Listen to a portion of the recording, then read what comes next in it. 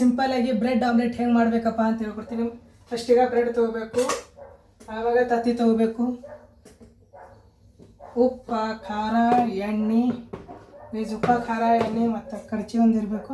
ನಿಮಗೆ ಅದರೊಳಗೆ ಸಿಂಪಲ್ಲಾಗಿದ್ದು ಫುಲ್ ಹಿಂಗೆ ಹೊಡೆದು ಹಿಂಗೆ ಹಾಕೋದು ಬ್ರೆಡ್ ಮಾಡಿ ಇಟ್ಟು ಬಿಡೋದು, ಇಷ್ಟೇ ನಮ್ಮದು. ಇವಾಗ ಒಬ್ಬೊಬ್ಬರು ಉಳ್ಳಾಗಡ್ಡಿ ಮೆಣಸಿನ್ಕಾಯಿ ಅವೆಲ್ಲ ಕೊಯ್ಕೊತ ಕೊಡ್ತಾರೆ ಗೈಸ್, ನಾವಂತೂ ಕೂಡ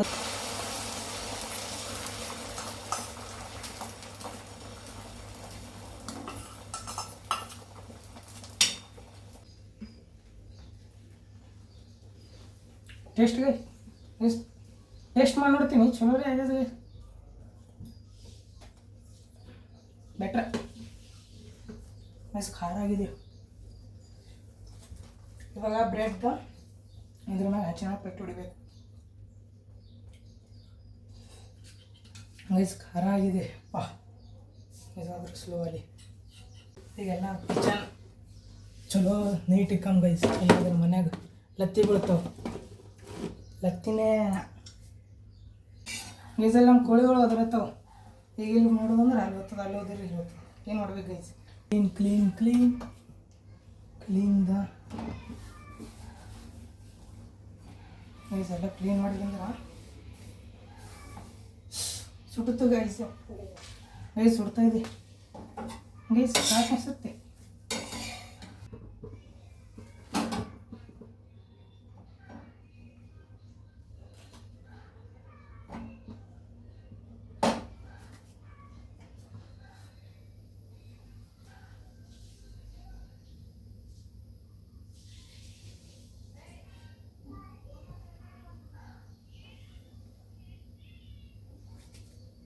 ಗೈಸ್ ಒಂದು ಟ್ರಿಪ್ಪಲ್ಲಿ 4 ಆಗುತ್ತೆ. ಇಲ್ಲೊಂದು ಆಮ್ಲೆಟ್, ಇಲ್ಲೊಂದು ಆಮ್ಲೆಟ್, 2.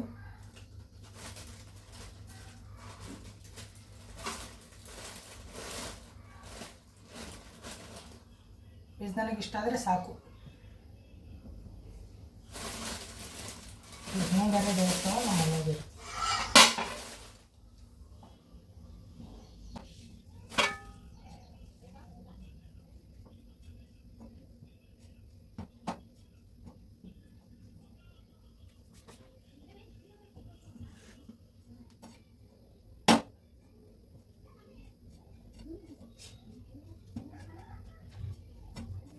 ಕೈ ಸುಡ್ತಾ ಇದೆ ಅಂದರೂ ಮಾಡ್ತಾ ಇದ್ದೀನಿ.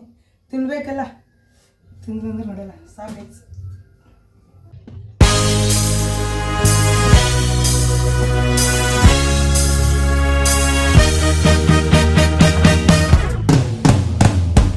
ಬ್ರೆಡ್ ಆಮ್ಲೆಟ್ ಆಯಿತು, ರೆಡಿ ಅಂತೂ. ಈಗಂತೂ ನಾವು ತಿನ್ನೋಮೆ.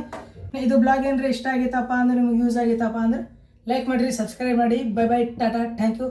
ನೆಕ್ಸ್ಟ್ ಬ್ಲಾಗ್ನ ಸಿಗೋಣ.